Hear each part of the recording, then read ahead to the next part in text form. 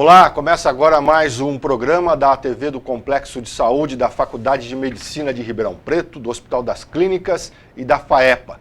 O mês de setembro é o mês verde, é o mês em que o Brasil todo discute a doação de órgãos e tecidos. Para falar sobre este assunto, aqui no programa, eu convidei a enfermeira Margarida, que é da Organização de Procura de Órgãos do Hospital das Clínicas de Ribeirão Preto, a Margarida Momente Chiaretti. Margarida, quais são os números de doações de órgãos na região de Ribeirão Preto em 2015 em relação a 2014? Bom, em relação a 2014, a gente, dentro do cenário do Estado, conseguiu ter um avanço no número de doadores, o que não está acontecendo esse ano. Esse ano a gente já teve uma queda. Nesse mesmo período, em 2014, a gente tinha 36 doadores. Hoje nós estamos com 32 doadores. Você tem explicação? Eu acho que, eu acredito que talvez o momento que a gente esteja vivendo no país como um todo, o doador também que a gente tem notificado, o potencial doador que a gente tem identificado, ele acaba não tendo potencial, não tendo órgãos viáveis para transplante. E também eu acho que não existe um compromisso das instituições em identificar esse possível doador, notificar para a gente viabilizar a doação. Porque a gente não pode colocar tudo isso em cima da família que não doa. Os problemas são muitos. A gente tem dificuldade com a família, mas a gente tem dificuldade com os hospitais que compõem a OPO Ribeirão Preto. Então eu queria que você explicasse melhor. Então você citou dois problemas. Um institucional. E o outro institucional e o outro? O outro seria social, né? Que você tem que informar a população o que é o processo de doação de órgãos. Tá, e por que você avalia que as instituições, os hospitais, não estão cumprindo com o que deveriam fazer? Porque na nossa OPO, ela é composta de 100 cidades. Dentro dessas cidades, grandes cidades fazem parte da OPO, como Araraquara, Barreto, São Carlos, Franca. E a gente sabe, do ponto de vista estatístico, que num hospital que tem um CTI, onde existe neurocirurgia, 14% das mortes é morte encefálica. Isso é um trabalho científico, é um trabalho estatístico. E nós temos hospitais com esta característica que não notifica o potencial doador. Então a gente sabe que existe, mas que ele não é identificado, existe um descompromisso mesmo em fazer essa notificação. Margarida, e o que é feito para quebrar esse descompromisso? Esse ano, o governo criou um programa que chama o PPA, que é um programa de incentivo porque cada hospital que fazem parte da nossa OPO, eles têm uma comissão interna para trabalhar com a doação de órgãos. Só que essas comissões, elas não têm uma atuação efetiva. A gente vai até o hospital, capacita essa comissão, conversa com o diretor, com o chefe de CTI, mas a comissão não funciona. Então, o Estado, vendo isso, criou um programa financeiro. Então, as comissões vão receber uma quantia X para funcionar. Isso já está valendo? Isso já está valendo, sim. Alguns hospitais está aprovado, mas não chegou o dinheiro. Tá. Então, isso a gente acredita que a comissão, a partir desse momento, possa trazer um retorno. Okay. O que é um potencial doador, que você já falou umas 3 ou 4 vezes aqui? O que é um potencial doador? Potencial doador é aquele paciente que internou com um quadro clínico que sugere que vai evoluir para a morte encefálica. E quem é esse possível paciente que vai evoluir para a morte encefálica? É aquele paciente que sofreu um dano cerebral tão severo que não tem como você corrigir, não tem como levar para cirurgia, ele não tem tratamento. Isso pode acontecer num traumatismo crânioencefálico, onde o trauma é tão grande que não tem como nem fazer uma abordagem cirúrgica para recuperar esse cérebro, ou nos AVS, que é ou isquêmico ou hemorrágico, que o tratamento clínico ou cirúrgico não vai conseguir reverter o quadro de dano cerebral e ele evolui para uma morte desse cérebro. Margarida, tem idade mínima e idade máxima? Tem. O diagnóstico de morte encefálica, ele pode ser feito a partir do 7º dia de vida, que é quando todos os reflexos estão presentes, Porque o diagnóstico de morte é um exame neurológico, o clínico. Você vai testar os reflexos de tronco. Mas o doador, a criança, ela só pode oferecer órgãos de qualidade, por exemplo, para o rim, a partir do 2º ano de vida.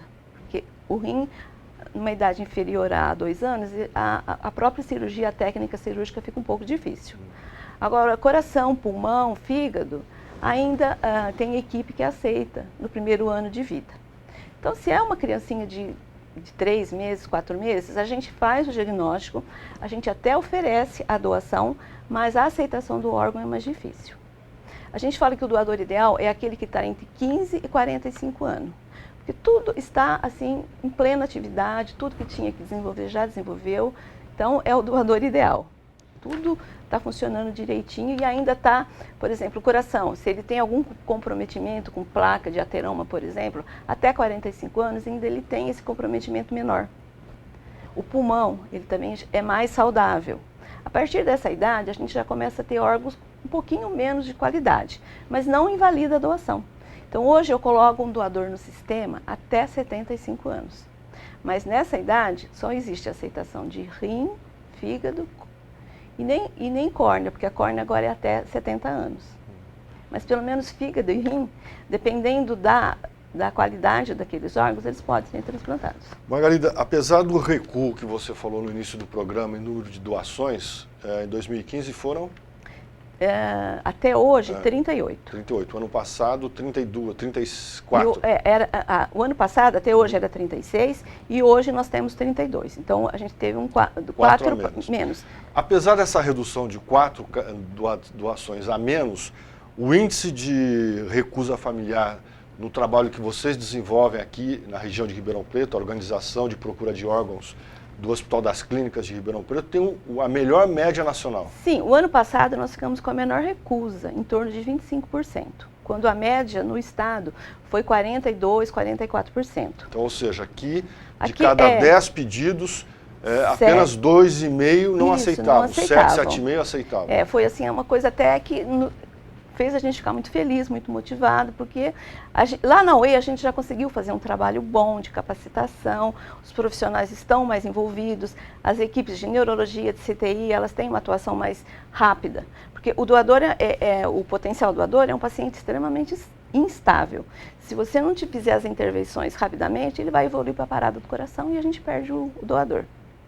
Então, lá a gente tem uma equipe, por ser um hospital universitário, por a gente ter um número maior de profissionais, a gente consegue iniciar esse protocolo o mais rápido possível. E passar essa segurança do diagnóstico de morte para a família. Quando uma família ela é acolhida desde o primeiro momento, porque o que a lei diz que, quando você vai fazer um diagnóstico de morte encefálica, o médico tem por obrigação comunicar à família, que ele vai investigar se o cérebro está funcionando ou não. A gente usa, o médico usa isso. Olha, eu vou ver, o seu familiar não está respondendo a um exame neurológico.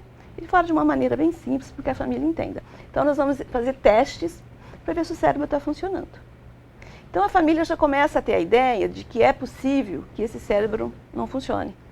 Então, quando você chega, que são 3 exames para fazer o diagnóstico de morte encefálica, um diagnóstico extremamente complexo, que exige 3 profissionais médicos. Então, ao término do diagnóstico, se a família está bem orientada, ela está segura para acreditar naquele diagnóstico. E se ela acredita naquela morte, onde você pode atestar a morte, fazer um atestado de óbito, e tem um coração que bate, então, geralmente é complicado para a família ter esse entendimento. Morreu, mas o coração está batendo. Se ela foi o tempo todo orientada sobre esse diagnóstico, ela está segura que aquele familiar morreu, a chance da doação aumenta muito. Então, a gente acredita que esse é o caminho. Margarida, deve ser um momento difícil mesmo para os profissionais com experiência como você, sim, fazer essa aproximação da família. Como é que é feito isso? Tem palavras-chave, tem gestos-chave para mostrar à família a importância daquele ato? Tem. Inclusive, esse ano a gente fez um curso que chama Comunicação de Más Notícias, porque a má notícia não é necessariamente a morte. Chegar para você e falar, você perdeu o seu emprego, já é uma má notícia. Então, tudo que você for... Deixa eu bater na parede aqui, na parede, mas eu vou bater no Então, borracha aqui. Isso, como dar essa notícia para a família. Então a gente ficou um dia inteiro estudando como dar isso. A postura, como eu vou falar para a família, já faz diferença. Se eu chegar para uma família e ficar assim, olha, a gente veio falar que o seu familiar morreu, e se eu chegar e sentar e me aproximar da família, bem aqui na pontinha da cadeira, e ficar bem próximo dela, ela já vai se sentir mais acolhida. Então, desde a maneira de eu me sentar em frente à família, já vai fazendo a diferença. E hoje a gente entendeu que esse momento não é um momento de chegar e falar para a família, oh, vocês querem doar os órgãos do seu familiar? Existe um momento mais importante, que é o acolhimento dessa família nessa situação de morte. A morte encefálica, ela é inesperada e muitas vezes associada a uma violência. Então, se você tem um familiar doente e ele vai piorando e evolui para a morte, você tem um tempo para aceitar essa morte. A morte encefálica é diferente. Alguém sai para trabalhar, bate o carro e morre, e não volta para casa.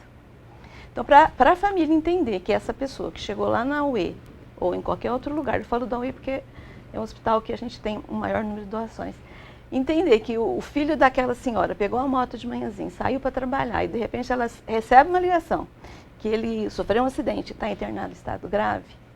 Então, é difícil ela aceitar que isso é muito grave, que isso não tem conserto. E você, então, chegar e falar que ele morreu e que é o momento de fazer a doação, é muito difícil. Às vezes você não consegue, no momento em que o médico vai comunicar o óbito, falar de doação. Porque é um momento do luto, né? A negação, o choro, a raiva. Muitas vezes a gente já ficou 3 horas sentado, esperando o momento de poder falar. Porque a gente só tem essa hora para falar. Não tem a morte... só pode doar órgãos de coração, pulmão, com o coração batendo.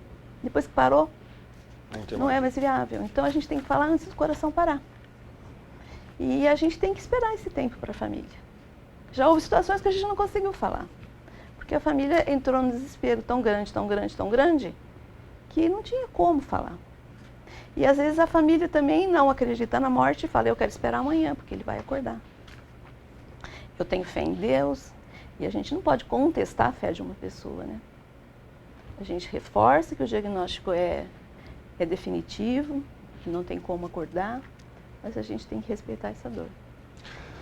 Bom, eu conversei com a enfermeira Margarida Momenti Chiaretti, ela é da Organização de Procura de Órgãos do Hospital das Clínicas. No mês de setembro, durante esta semana principalmente, várias atividades no Brasil todo discute e conscientiza as pessoas da importância da doação de órgãos e de tecidos. Em Ribeirão Preto, vários eventos com palestras, caminhadas, corridas, para lembrar, para registrar esta marca, registrar este mês de setembro como um mês de consciência, para que a gente possa aumentar o número de doadores de órgãos em todo o Brasil. Margarida, obrigado, bom trabalho. Eu só queria falar mais uma coisinha, que as pessoas tivessem essa conversa em casa. Todo mundo tem que avisar a sua família se quer ou não ser doador. Porque quando a gente conversa com uma família que o falecido queria ser doador, essa conversa é mais fácil. Então eu preciso falar da minha vontade e conhecer a vontade do meu familiar. Porque somente a família é quem autoriza uma doação. O documento não tem valor legal, então a gente precisa, num certo momento da nossa vida, ter essa conversa. Isso vai ajudar muito. Muito bem lembrado. Obrigada, viu, pela oportunidade. Margarida, obrigado. O programa fica por aqui. Muito obrigado pela sua atenção. Até o próximo.